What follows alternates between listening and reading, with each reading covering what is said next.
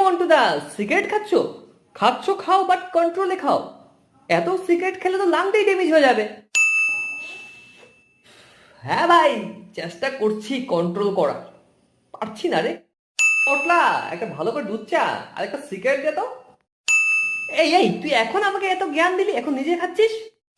আরে আমি কি বলেছি সিগারেট না খেতে? আমি বলছি কন্ট্রোলে খাও। দেখো আমি খাই, বাট কন্ট্রোলে।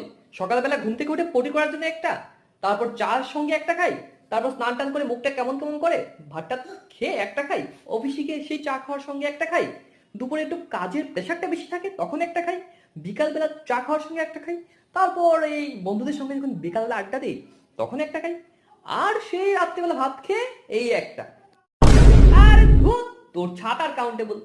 তোর তো দিনে এক প্যাকেট সিগারেট লেগেই যাচ্ছে, আমার এক প্যাকেট সিগারেট দিয়ে 3 দিন যায়, আবার এসেছিস জ্ঞান দিতে।